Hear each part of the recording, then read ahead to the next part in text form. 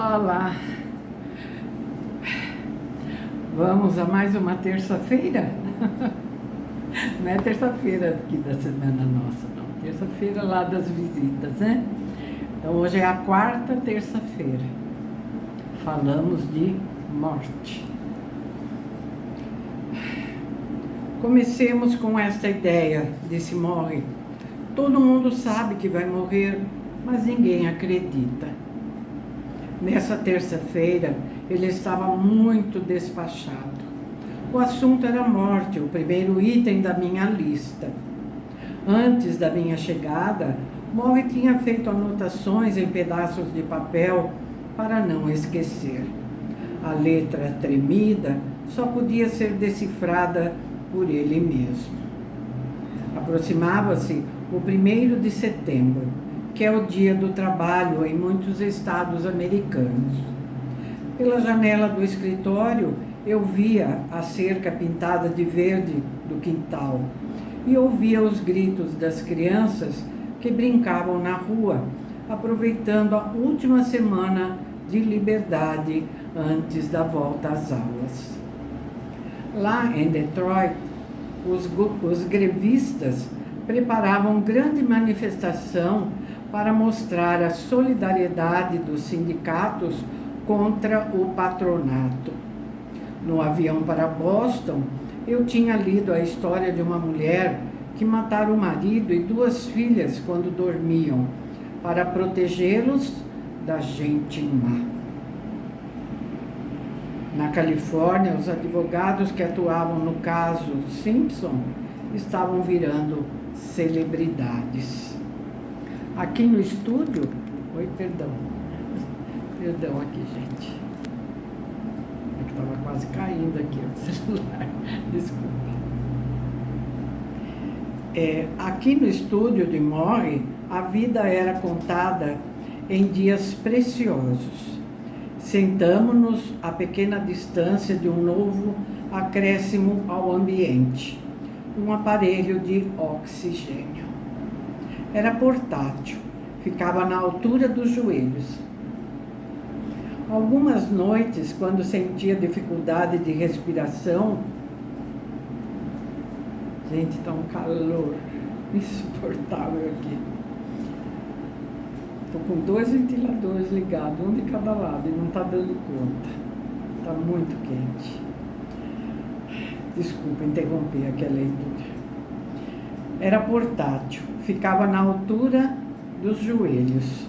Algumas noites, quando sentia dificuldade de respiração, Morrie colocava o comprido tubo de plástico no nariz e ele ficava preso nas narinas como sanguessuga. Não gostei de ver o meu velho professor ligado a uma máquina, fosse lá de quê, e evitei olhar para ela. Todo mundo sabe que vai morrer, repetiu Morrie, mas ninguém acredita. Se acreditássemos, mudaríamos nosso comportamento. De maneira que nos iludimos a respeito da morte, sugeri. Isso, mas há uma abordagem melhor. Saber que se vai morrer e preparar-se para receber a morte a qualquer momento. Assim é melhor.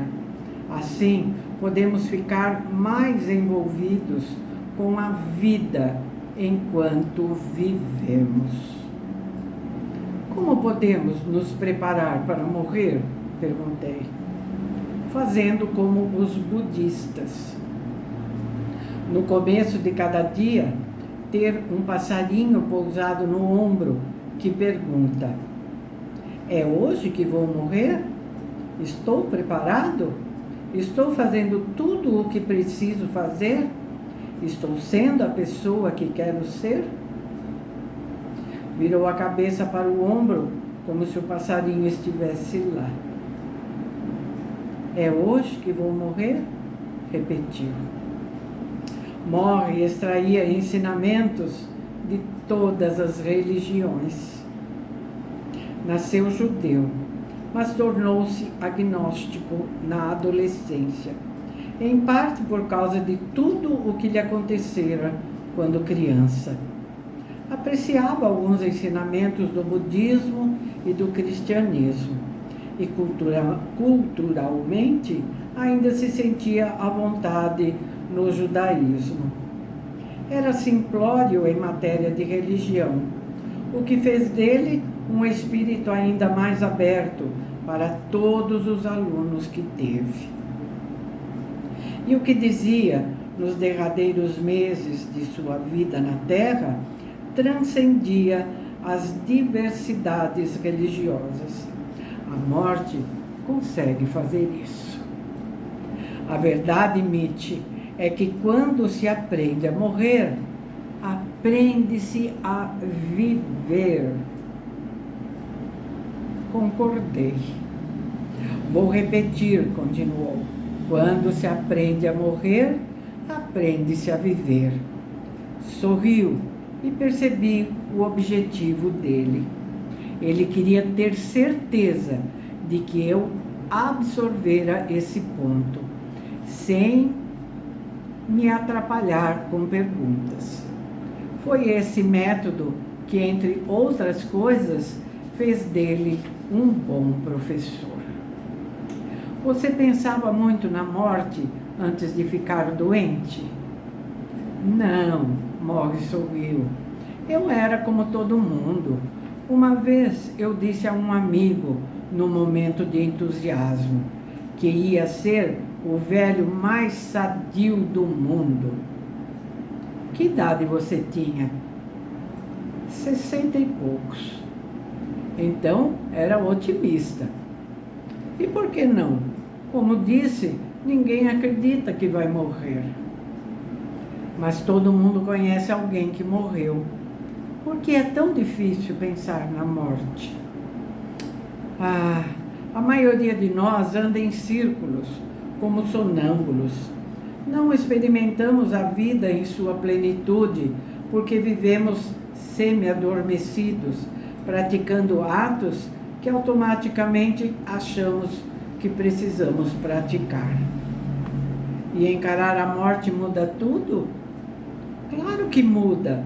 A pessoa descarta toda essa tralha e se concentra no que é essencial. Quando se descobre que se vai morrer, vê-se o mundo de maneira bem diferente. Ele suspirou. Como eu disse, aprende a morrer e aprenderá a viver. Notei que ele agora tremia quando mexia as mãos. Os óculos estavam pendurados no pescoço e quando ele os pegou para pôr nos olhos, eles escorregaram, como se Morris tivesse querido colocá-los em outra pessoa no escuro. Estiquei-me para ajudá-lo. Obrigado, ele sussurrou. Sorriu quando minha mão tocou-lhe a cabeça. O mais leve contato humano o alegrava. Posso lhe dizer uma coisa, Mitch? Claro. Você pode não gostar. Por que não? Bem, a verdade é que se você escutar mesmo o passarinho no seu ombro, se aceitar a ideia de que pode morrer a qualquer momento, então talvez você deixe de ser tão ambicioso. Forcei um sorriso xoxo. As coisas a que você dedica tanto tempo, todo esse trabalho que você faz, não parecerão tão importantes. Você poderá sentir a necessidade de abrir espaço para coisas mais espirituais. Coisas espirituais? Existe essa palavra, não existe? Espiritual. Você acha que é coisa de maricas? Bem, ele tentou piscar, não conseguiu, e eu não pude conter uma gargalhada. Mitch, disse ele rindo também, nem eu mesmo sei o que significa ao certo crescimento espiritual, mas sei que somos deficientes em certo sentido. Vivemos muito enfronhados em coisas materialistas e elas não nos satisfazem. As relações afetivas que temos, o universo que nos cerca, tudo isso nos parece natural e óbvio. Indicou com a cabeça a janela por onde entrava o sol. Por exemplo, você pode ir lá fora a qualquer momento.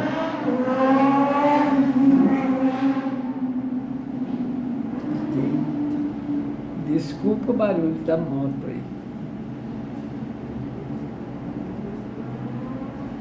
Por exemplo, você pode ir lá fora a qualquer momento. Pode correr em volta do quarteirão até ficar tonto. Eu não posso fazer nada disso. Não posso sair, não posso correr, não posso estar lá fora sem sentir receio de ficar doente. Mas sabe de uma coisa? Aprecio esta janela mais do que você a aprecia. Aprecia a janela? Olho através dela todos os dias.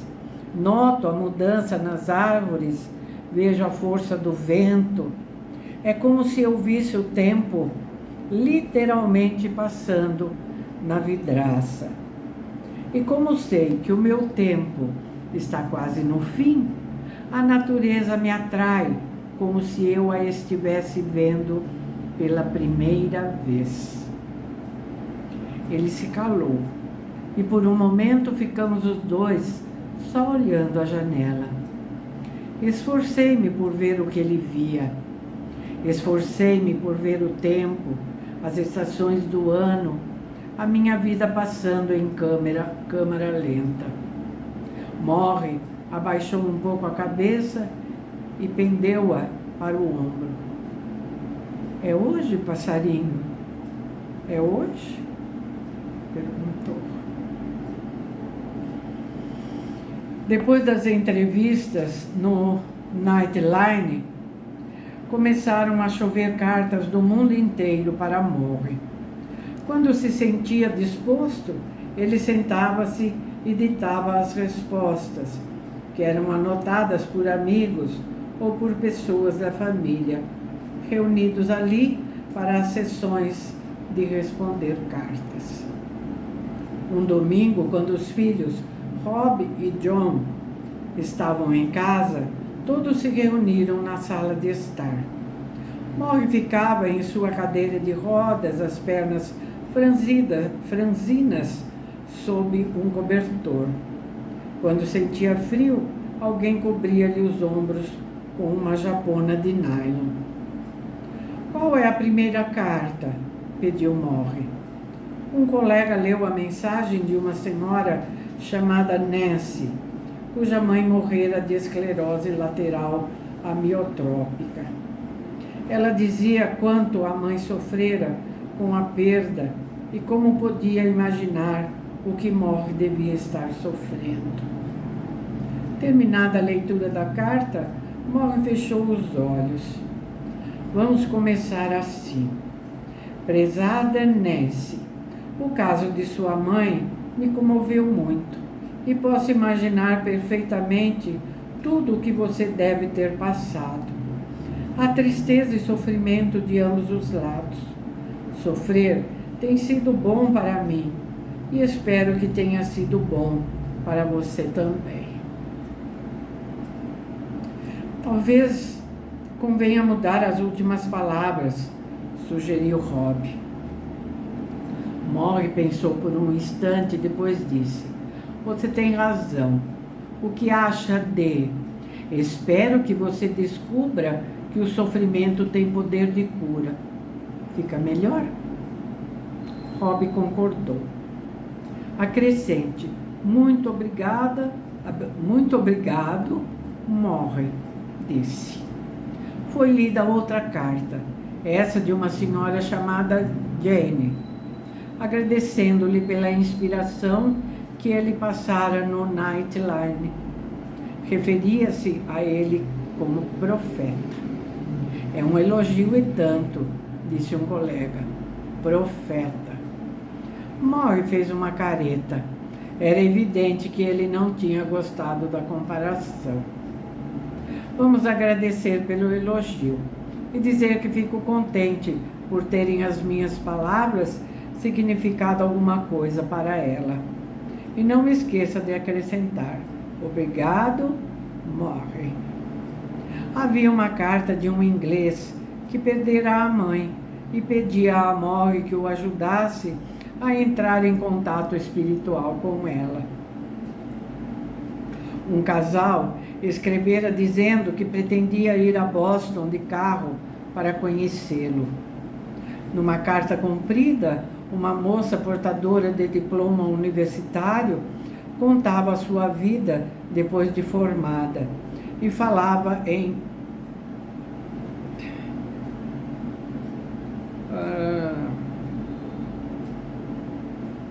são palavrinhas que o YouTube não gosta, tá? Por isso que eu cortei aqui. Falava da mãe que morrera de esclerose lateral. Ela, a filha, tinha medo de contrair a mesma doença. E por aí afora, 4 páginas. Morrie escutou a longa e triste história. Quando a leitura chegou ao fim, ele perguntou: como é que vamos responder? O grupo ficou em silêncio. Por fim, Rob disse: que tal? Obrigado por sua longa carta. Todos riram. Morrie olhou para o filho e seu rosto se iluminou. O jornal ao lado da cadeira de Morrie trazia a foto de um jogador de beisebol de Boston, sorrindo depois de fazer uma jogada decisiva.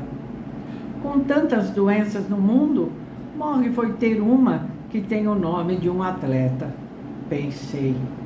Você se lembra de Lou Geberg? Desculpe se a pronúncia não é essa. Perguntei. Eu me lembro dele no estádio se despedindo. Então você se lembra da frase famosa. Qual? Vamos lá. Lou Geberg. Glória dos Yankees. As palavras que ecoam nos alto-falantes. Me ajude, diga as palavras. Pela janela aberta, escuto o barulho de um caminhão de lixo. Apesar do calor, Morrie usa mangas compridas, tem um cobertor sobre as pernas e o rosto pálido. A doença se apoderou dele. Levanto a voz e imito Geberg, no trecho em que as palavras ecoam das paredes do estádio. Hoje eu me sinto o homem mais feliz da face da terra. Morrie, fecha os olhos e aprova lentamente com a cabeça. Bem, mas eu não disse isso.